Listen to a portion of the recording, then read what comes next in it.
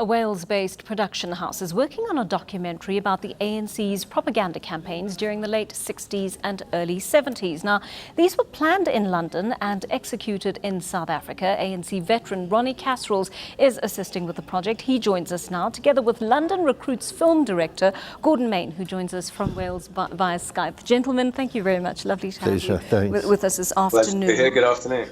I'm going to start with you, Ronnie. Going back to the 60s and 70s when this happened, just talk us through exactly how these sort of propaganda missions, as you call them, how they came about. Well, it's in the aftermath of the Rivonia crackdown, the arrests, the roundups of our people throughout the country, and ANC, Communist Party, effectively smashed the underground network. So there's a period from 65 for about 6-7 years when we just had nothing going on in the country.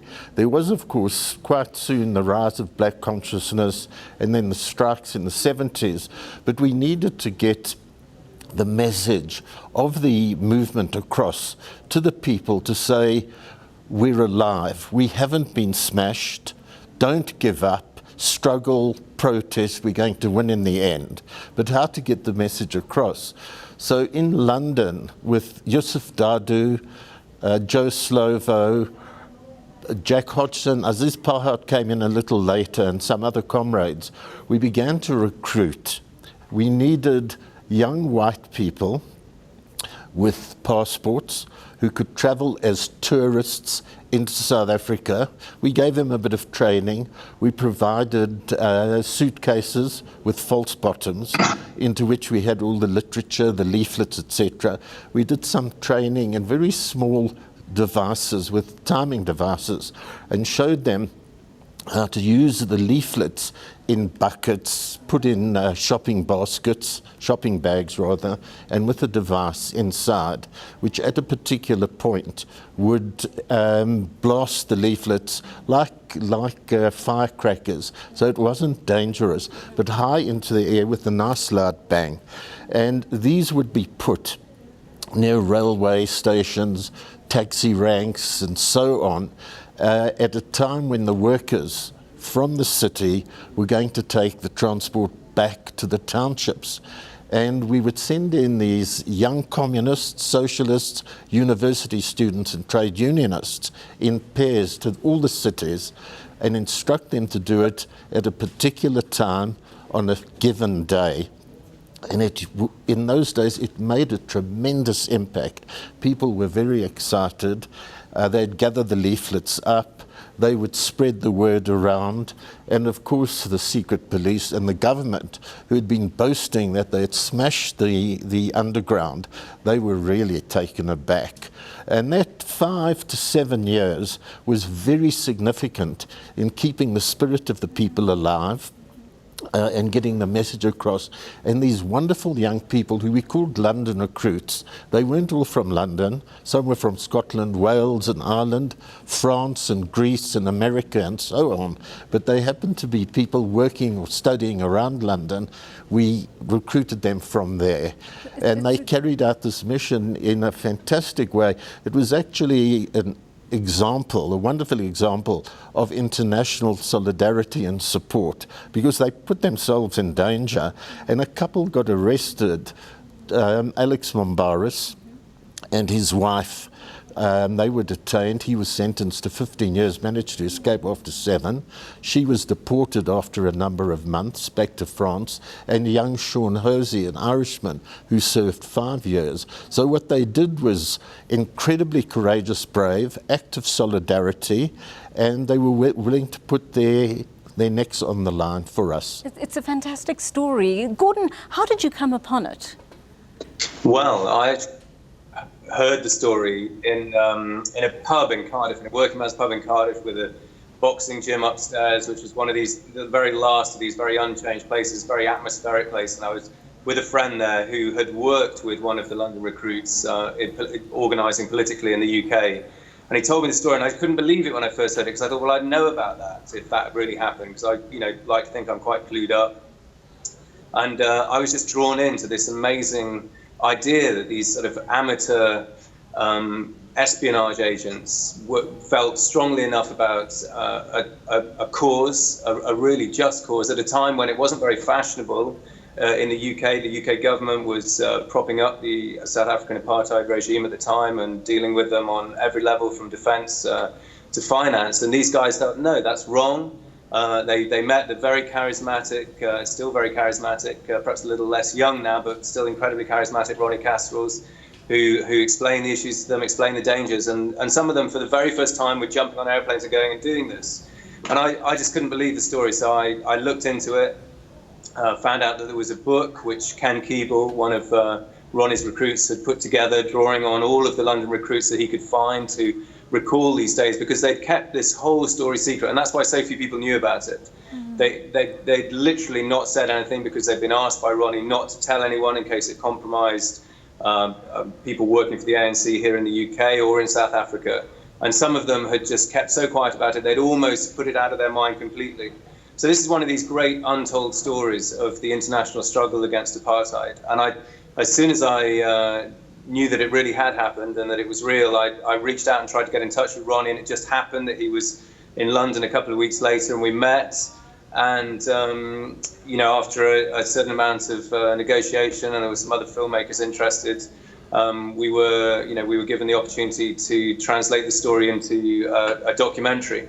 And from that very first moment that I heard the story to this day, where each new details come forward, I still incredibly inspired by it, because I think the story offers a challenge to our own times when all kinds of forces seem to be at large in the world again, and racism's rearing its head in my country here in the UK and in the States as well in a big way. And I think a story like this, where people really did put their lives on the line, their liberty on the line, to go to the aid of a cause many thousands of miles away from home, in the case of the London recruits, is something that offers a challenge to all of us to actually say, look, these are my ideals, these are my principles, and I'll stand up for them. And I think it's as resonant now as it was then. But and then underneath all of that, it's just a cracking, great story. It's kind of got the elements of a thriller. These guys, were so nearly caught. Many of them were so nearly caught. A couple of them were caught, but many of them had very close brushes with being captured. And then Ronnie at the center of this organization, because what he hasn't let you know is that he took great pains to make sure that these teams going into South Africa didn't know about each other in case anyone was caught, and make sure their safety wasn't compromised.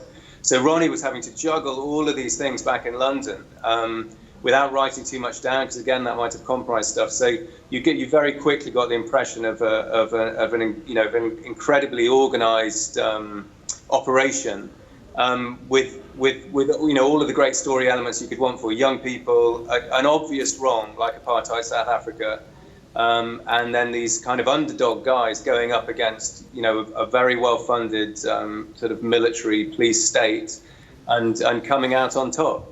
It's amazing, Ronnie, that you had to find these very innovative ways, because the apartheid government shot you down. Every possible avenue that you had to keep the struggle alive was being shut down. Oh, absolutely. Police state, censorship, people banned, gagged, imprisoned, tortured, executed, people in exile, so at least we could do something. And Jack Hodgson and Ronnie Press from Johannesburg were the two geniuses in terms of the technology.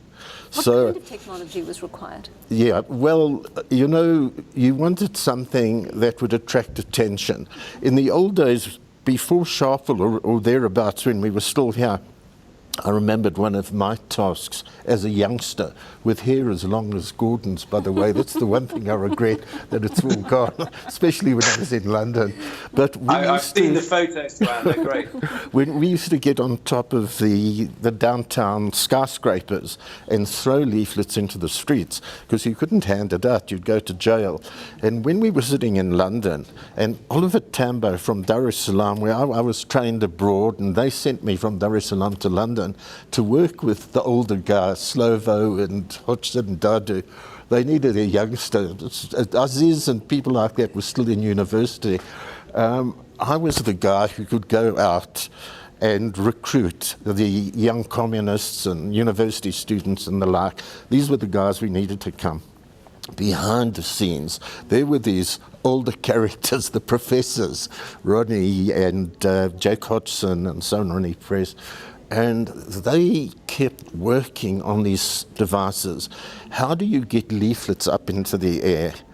And initially it was like a kind of homemade rocket, and it would go up in the air and bang in the sky, but we'd get about 20 leaflets down. The other way, get about 500, am I? Yes, at least, because it isn't much to say fill a bucket, which would then be put in a shopping bag. So there you could have 1,000 leaflets, and you wanted a little device with a timing delay as well.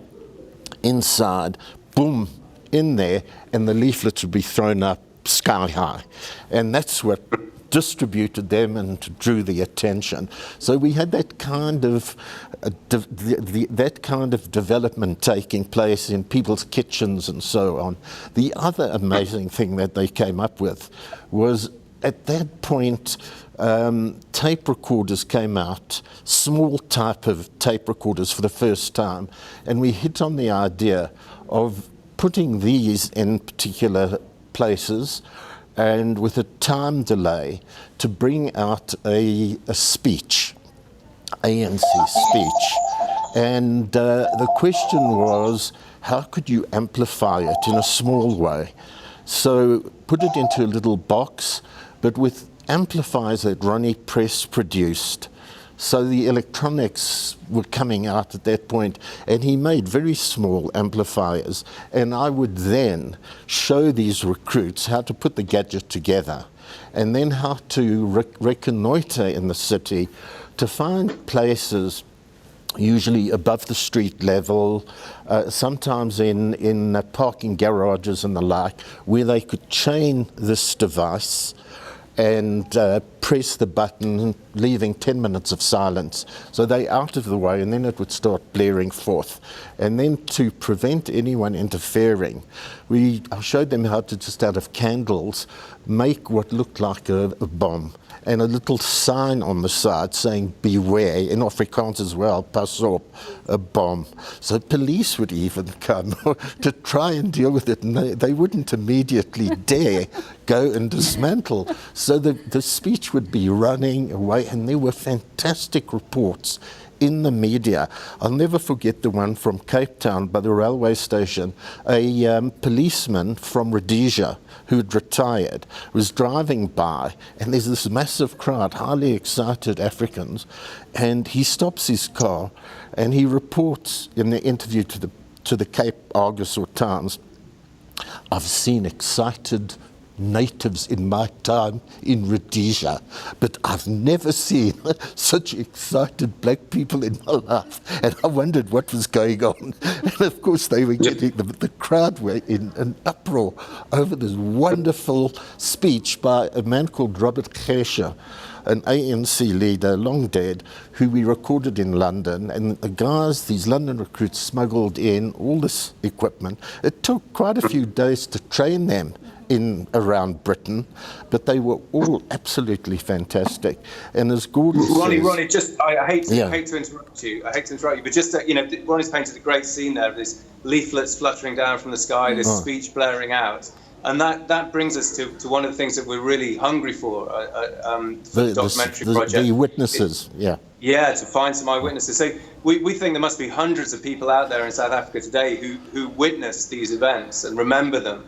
And what we'd really love them to do is get in touch. And we've got a website up and running, just simply I saw it, ISAWIT, I saw it, .co.za. And we'd love people to get in touch. There's a phone number on that website they can ring, or there's an email address they can get in touch with us. Because what the recruits always tell me is they would just love to know, the people that saw it, the people that witnessed it, and what they thought and how they reacted. And we do have these reports, as Ronnie says, in the press, which are great and paint this incredible picture.